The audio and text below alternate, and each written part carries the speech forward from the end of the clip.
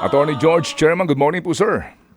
Magandang umaga po, Sir Ted. Magandang umaga rin po mong DJ Chacha sa ating po mga kababayan. Opo, sir, ano ho ang dahilan kung bakit naglabas mismo ang COMELEC ng withdrawal form para sa mga lumagda po sa People's Initiative? Sir Ted, nung nakarang araw po na tayo humarap sa pagdinig ng ating pong Senate, ay meron pong isang miyembro, si Senator Bato de la Rosa, nagsabi na papaano yung kalagayan ng mga signatories o yung mga kababayan natin na pumirma pero sa kasalukuyan, ang sabi niya gusto mag-withdraw. Samantalang suspended ang rules, suspended din ang proceedings. So sabi po natin, nag-commit tayo na gagawa tayo ng stopgap measure na kung saan may paraan ng ating mga kababayan na makapag-withdraw ng kanilang mga lagda na hindi naman malilift yung suspension order ng mismong COMELEC resolution natin para sa People's Initiative. Kung kaya po, Sir Ted, ang inyo pong lingkod ay nag-sponsor ng mismong form at kinumbinsin natin yung mga miyembro po ng Commission and Bank upang payagan natin yung form na yan at na isusumite po ng ating mga kababayan sa opisina ng mga local COMELEC. Of course, yan ay for purposes lang ng record, hindi namin a-actionan yan sapagkat ngayon po suspended nga po yung kahit na anong proceedings patungkol po sa People's Initiative. Okay, mayroon pong reaksyon si Senator Villanueva at sabi niya baka daw maaaring maging simple lamang ang mga letra ng formang ito. Sa inyo ho bang pagtansya, komplikado ba ito? Ngayon po, mamaya babasahin po namin ni Chacha laman nito, no? Para lang humaintindihan ng ating mga kababayan kung paano po naging ganito ang forma at letra ho ng inyo pong inihandang withdrawal form. Sir Ted, sa ating pong palagay ay medyo napakasimple naman po dahil una isang pahina, hindi kinakailangan pong yan panotaryo o kinakailangan panumpaan sa kahit na kaninong authorized na magmanumpa at kung mapansin niyo po naka-English siya na may translation din sa Filipino at natanong lang din naman kung ano po yung probinsya, ano ang distrito at ano po yung presinto niya kung sakali maalala o hindi. Pagkatapos lang yung pangalan at lagda. Yung pong disclaimer na nasa ilalim, yun naman po ay for our own purpose lamang at ang sinasabi lamang natin doon ay hindi nangangahulugan na porket tatanggapin ng Commission of Elections ng mga election officers namin sa munisipyo at syudad. Ang mga ito ay nangangahulugang nililift na namin yung resolution natin na nagsususpend ng lahat ng proceedings sa People's Initiative. Opo, well, sa ganang akin ho naman, and simple ho naman ito, no? Kung babasahin po natin, ipapaliwanag mamaya. Sige po, so sa ngayon wala pa hong pulong ang bank chairman dito nga po sa rules para po sa conduct of People's Initiative? Sir Ted, hindi po tayo masyadong nagmamadali sa bagay na yan sapagkat ang kauna-unahan kasing nire-resolve ng mismong panel na ating pong kinreate ay yung issue muna kung talaga bang sapat o hindi ang Republic Act 6735 para isang batas sa tinatawag na enabling law para sa pagpapatupad ng People's Initiative provision ng ating saligang batas sa pag-aamyanda po nito. Sapagkat kung Sir Ted, ang magiging rekomendasyon o magiging findings ng ating pong panel ay hindi naman pala talaga sapat ang 6735, then hindi kinakailangan magkakaroon ng COMELEC ng implementing rules and regulation dahil wala namang dapat na maipatupad na patakaran. So sabi nga natin, ay kung you cannot rise above the source and if there is no source, then how can you even rise above? So at the same time po, so yun po muna ang dapat na issue na i-resolve. At saka number 2, Sir Ted, medyo ang COMELEC po ngayon ay naka-focus at busy po sa ating pong registration of voters na ginagawa natin sa buong Pilipinas. So sa ngayon po, sir, wala pa hong regulasyon kung may expiration ba itong mga pirma na kinalap ng grupong pirma at ng ilang mga sinasabing lokal na opisyal. Walang expiration ito? Wala pa po sa kasalukuyan. Subalit kapag nagkaroon, halimbawa lang, nagkaroon ng rules, pwede pong masabi kung yan ba ang rules na yan ay pwedeng ma-apply retroactively o dapat ang rules ay applicable lamang prospectively. Ibig sabihin papunta sa kinabukasan at hindi yung titingin o lilingon sa nakaraan. Pero sa ngayon po, ano ba, kung mamarapatin po ninyo, ano ba inyong opinion dito? Pwede pa ho, kasi ang sabi po nitong si Mr. Oñate, tuloy pa ho ang pangangalap nila ng pirma. Ako po, with all due respect po sa kanila, sa kanilang organisasyon, pwede po silang gumawa ng kung ano po yung gusto nilang gawin. Basta ba nasa legalidad at nasa pinoprovide ng ating batas. Hindi ng COMELEC ay umiiral na batas sa ating bansa. Pero pwede po sila mangolekta. Pero kahit po anong mangyari at this point, hindi po namin tatanggapin ang kahit na anong signature sheets na receive sa Commission ng Elections sapagkat suspended nga po. Hindi po namin masususpende kasi Sir Ted yung ginagawa nila sapagkat siyempre po yon outside ng aming domain, outside ng jurisdiction namin, kung ano man yung gusto nilang papirmahan sa ating mga kababayan. Pero yung once na ito ay sinabit sa amin, hindi po namin tatanggapin, Sir Ted. Okay, sige po. So, yan po naman ay klaro. Sir, sa ngayon po, no, na alam po naman natin na itong hearing dito sa RBH number 6 na ito yung nagpapatuloy na, ang binibigay na deadline ng Kamara sa kanilang counterpart ay ngayon pong bago magsimana Santa. Sabi ho naman ng Senado, hindi sila susunod dyan and they have their own timetable. Baka nga daw po sa Oktubre pa. So after SONA. Balikan ko lang po yung katanungan para ho madiin ang informasyon dito. Kailangan nito ng plebisito eh. Ano ho ang inyong pagtansya? Mangyayari ho ba kaya iyon kung ngayon taon, dulo ng taon matapos itong itong resolution na ito at isasabay ang plebisito sa next year's election? Sir Ted, nung po nasa People's Initiative muna po tayo, nung sabi namin po, kapag ka ito'y na-file bago matapos ang Enero, mukhang kakayanin namin kahit mga second week o kaya hanggang huling linggo ng Oktubre. Yun po ay kapag ka Enero at yun po ay People's Initiative. Ngayon po, kung sakasakali po, kunyari po ay Marso, at ito po ay with all due respect po sa kanila, Marso halimbawa maipasa ang yung mismong pagbabago ng saligang batas sa pamamagitan naman nitong Constituent Assembly o yung pong sinasagawa ngayon sa RBH 6 ay hindi na rin po namin kaya ng Oktubre na magkaroon halimbawa po ng plebisito. So Oktubre hindi namin kaya, siyempre po hindi rin po namin kaya lalong-lalo na ang Nobyembre at saka Disyembre. So technically po hindi na po namin kaya this year na magkaroon ng plebisito. Next year po, dahil po tayo ay national and local elections, at saka po meron pa tayong barangay and SK elections, lalo po namin hindi kaya magkaroon ng plebisito bago ang eleksyon ng national o bago ang eleksyon ng barangay and SK. At siyempre po, ang isang legal issue na lamang dyan, Sir Ted, ay kung pwede bang isabay ang mismong plebisito sa national and local elections ng 2025. Kasi kung hindi pala pwedeng isabay yan, ay the most po na makokonduct namin ng isang plebisito ay 2026 po. Okay, so yun ho bang legal and prejudicial question na yan kung pwedeng isabay ang plebisito po sa regular na national election, resolve na ho ba yan? Hindi pa rin. Nung po kasi nagkaroon ng isang kaso, yung po Oxena versus Comelec, Sir Ted, at ito po ay na-desisyonan nung panahon ng 1973 Constitution. Ang sinasabi po ang akin po kasing personal na interpretasyon, dapat hindi isinasabay ang national and local election sa isang plebisito. Lalo pat, ang plebisito, Sir Ted, ay ang pagbabago ng saligang batas. Dapat nakafocus ang mga mamamayan sa paghahalal ng mga opisyal niya ng gobyerno at dapat nakafocus sa iisa lang na yung mismo naman pagbabago ng saligang batas. Ngayon po, siyempre tayo ay nasa 1987 Constitution at kinakailangan reviewin yung debate na nangyari noong 1987 Constitutional Convention kung ano ba ang sentimiento at intent ng framers ng Constitution na to kung pwedeng pagsamahin at pagsabayin sa isang national and local election. Okay, sige po. So, abangan na lang po natin kung saan hahantong itong RBH number 6 na ito. Meantime po, Chairman, ito hong inyong lone bidder ngayon sa ating pong automated election. Dami pa rin pong kumokontra dito eh.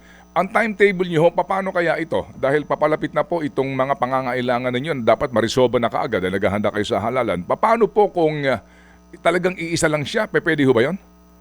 Sir Ted, at sa kasalukuyan po talagang iisa siya at ngayon po ay nag-undergo siya ng tinatawag na post-qualification ng aming pong Special Bids and Awards Committee. Meron po kaming technical working group sa bagay na yan at hinihintay po namin ang kanilang rekomendasyon at findings tungkol sa mga akusasyon, aligasyon at yung mga alingas-ngas na kumakalat patungkol po sa loan bidder po na ito. Kung sakali po halimbawa, Sir Ted, maging desisyon ng COMELEC and bank, halimbawa ang recommendation sa amin ay hindi ay i-disqualify sila o hindi po payagan ang kanila pong bid offer sa komisyon, magde-declare po ang COMELEC ng tinatawag, Sir Ted, na failure of bidding. At pagka po nagkaroon ng failure of bidding, ay pupunta na po tayo doon sa pangatlong step na sinasabi ng ating batas, yung Republic Act 9184, na kung saan magkakaroon po tayo ng negotiated procurement. So yan po, makikipag-negotiate tayo sa mga available na mga entities na naandyan. At syempre, Sir Ted, dapat din natin ma-factor in, meron pa pong kaso sa Korte Suprema na na-file po nung dating provider ng COMELEC na kine-question yung naging desisyon namin sa disqualification. So at this point, Sir Ted, nakafocus po muna kami doon sa ongoing na post-qualification. Inaalam lahat, sinubmit ng mga dokumento, tinitingnan yung kanilang sample na makina, at saka yung end-to-end tinetest po lahat kasama yung mga ballot box. Okay, so para ho lamang maintindihan po ng ating tagapakinig kung gaano po kaapot ang oras dito, ano bang buwan ngayong taon dapat lahat ng ito ay latag na at nagsisimula na awarded na ito para ho yung mga gagamitin na mapaghandaan na? Anong pinaka-apot na buwan ngayong taon? Sir Ted, katapusan po ng Marso at all cost. At all cost po. Kapag po hindi tayo nakapag-award sa machine, nakapag-award sa transmission, kasama po yung internet voting program, hanggang March 30 po, definitely hindi po tayo makakapag-automate ng 2025 national and local elections. Bakit po, Sir Ted? Sapagkat yan po mga makina, 110,000 machines po kasi ang rerentahan o i-release ng Commission on Elections, ay yan po, Sir Ted, ay i-customize pa nung mismong kung sino man yung mananalo. Dito po sa ating list po ito, hindi po bili, list. And so therefore, 6 na buwan. Meron pa po sa Sir Ted na tinatawag na international certification. Meron pa po, Sir Ted, na source code review na lahat mga makina at sistema na gagamitin po natin. Meron pa po yung, Sir Ted, na pag-testing sa iba't ibang parte ng ating bansa at syempre yung pagpapatraining ng lahat ng mga mai-involve sa mga makina. So talaga pong March 30 on or before, kinakailangan maliwanag na maliwanag kung nakapag-award o hindi ang komisyon. Okay, that's very loud and clear po, Chairman. May pahabol pong tanong si Chacha. Yes, Attorney George, yung sinasabi nyo kanina tungkol sa plebisito, very firm kayo no? Base doon sa pagkakadinig ko, hindi na talaga kakayanin ngayong taon. Kahit sino pong mambabatas ang mag-utos sa inyo at magpilit na magkaroon ng plebisito, talagang wala ito ngayong taon. Hindi talaga magagawa ito at kakayanin ng COMELEC. DJ Chacha, with all due respect po sa mga nagsasabing kakayanin at pwede, hindi po talaga kaya na.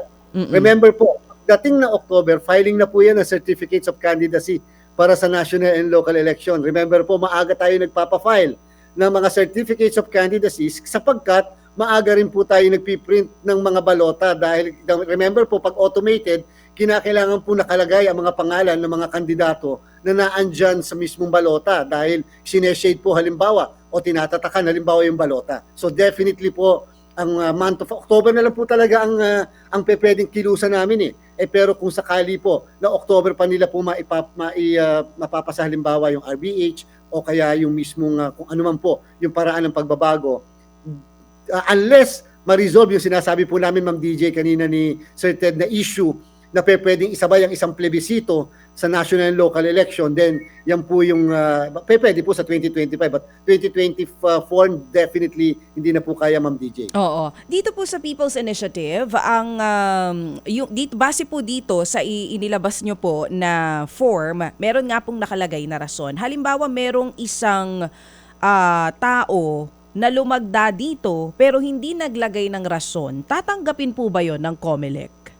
Ay, opo, dahil again, yan pong pagtanggap naman ay ministerial duty na rin at sinasabi natin sa mga local COMELEC natin, regardless whether may rason o wala, nag-issue na po kami kahapon ng aming internal memorandum, ay kinakailangang tanggapin sapagkat wala pong pinagkaiba yan sa nagpapareceive din ng sulat po sa local COMELEC po namin, at least for record purposes. So again, may reason o wala. Sa totoo lang naman, hindi rin naman natin, nung nga pong pumirma sila, hindi naman sila nagbigay ng reason kung bakit sila pumirma. Bakit naman tayo magbibigay ng reason kung kung bakit sila nagwi-withdraw. So meron o wala, tatanggapin po namin yan. So ayan po, at least malinaw na, no? Hindi gaya nung sinasabi ng isang senador na medyo komplikado, na parang relasyon, na bakit kailangan may rason pa. So may rason o wala, tatanggapin po yan ng COMELEC. Puntahan naman po natin ngayon, attorney, ito pong mga nadiskubre ng COMELEC na multiple voter registrants. Padami po ito ng padami. Ano po bang kakaharapin itong mga taong ito na pumilit pang magrehistro kahit nakarehistro na sa kagustuhan nga na ayun na, maging flying voter?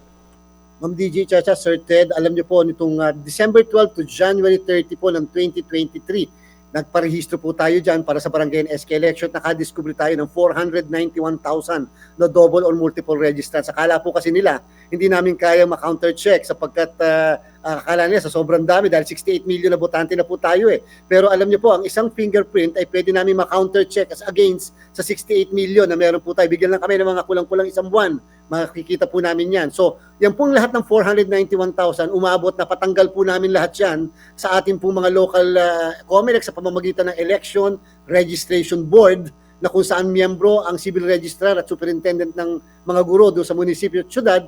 Patanggal po natin yan bago mag-national, bago mag-barangay and SK elections. Ngayon pong ongoing po ang ating pong registration. Ang ginagawa po namin, pagka magpaparehistro ng tao, meron na po kaming counter-checking na kaagad. Kung yung tao na nagpaparehistro, at least man lang sa listahan namin ay registered voter o hindi. At the same time po, pag natapos po yung registration nila, tsaka naman po sila ika-counter-check naman sa pamamagitan ng kanilang mga fingerprints sa amin pong listahan. Take note, ang plano po natin iparehistro, Ma'am DJ Chacha, ay 3 milyon at yung pong 491,000 na binanggit ko, sila po ay kakaharapin nila ang kasong election offense sapagkat good faith ay hindi po depensa sa kasong ganito. So, ito po sinasabi nyo na nadiskubre nyo noong barangay elections na 491,000. Ano to, binibigyan na po ba ito ng abiso ng COMELEC? Pinadadalhan ng sulat sa kanilang mga bahay? Nakaka-7,000 na po ang COMELEC simula po na madiskubre natin na pinapadalhan ng mga sabpina para sa pagpapaliwanag po nila dahil nag-undergo na po sila na tinatawag na preliminary investigation. At pagkatapos po, susunod naman po yung isa pang buong batch ng mga kakasuhan po. Remember din po na ang kasong election offense na tinatawag na ganito o violasyon ng ating mga batas sa eleksyon ay may prescriptive period ng 5 taon. So ibig sabihin, hindi po kaagad mag-expire yan not until sa 5 taon mula nang makomit yung krimen. Ayan, at least malinaw po. Last na lang po, attorney, kanina nabanggit nyo rin po, ngayon sa pagpaparehistro natin ngayon, since ongoing pa rin po siya for the midterm elections, dun sa pupuntahan na halimbawa malls or COMELEC office, nito mga magtatangka, nakikita nyo na agad kung rehistrado na itong taong ito?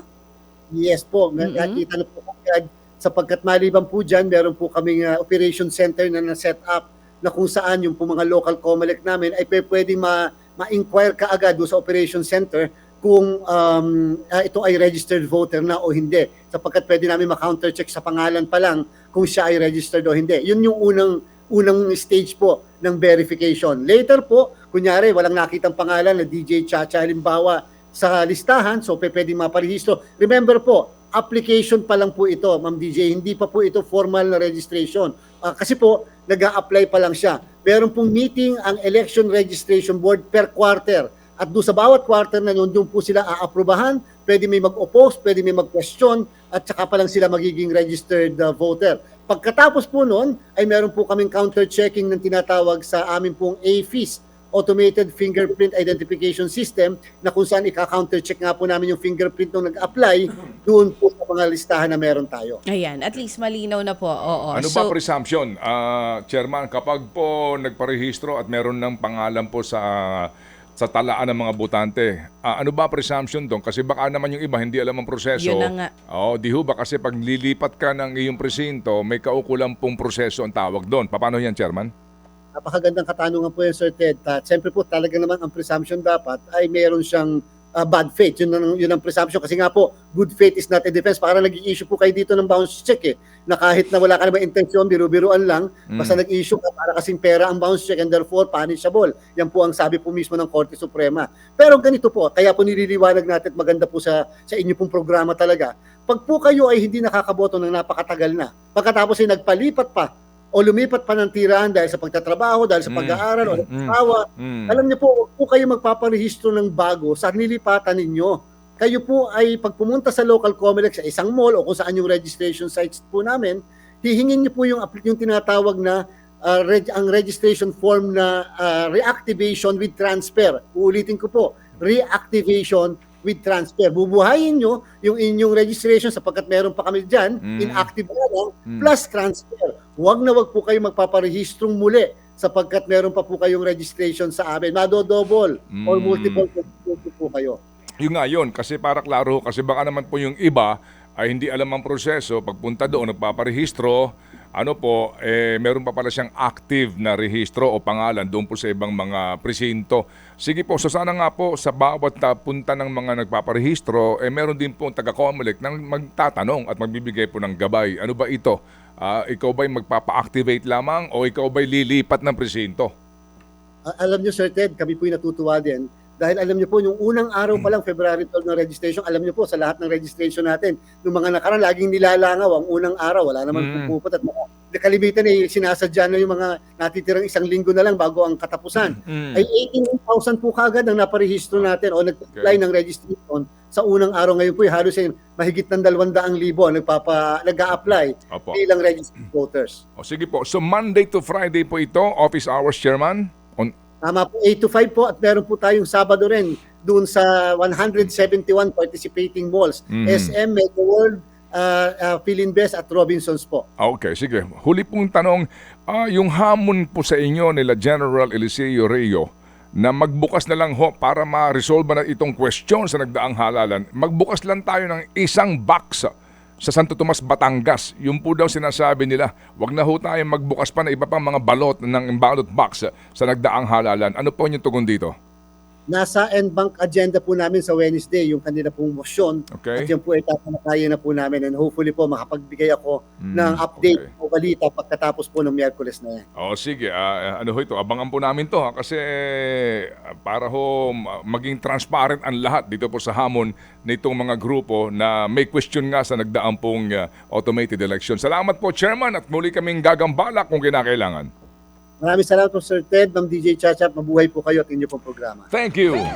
Yan po si Chairman George Garcia ng COMELEC. Ted Filon at DJ Chacha. Ngayon, nasa Radyo 5, 92.3 News FM. Monday to Friday, 6 to 10 a.m.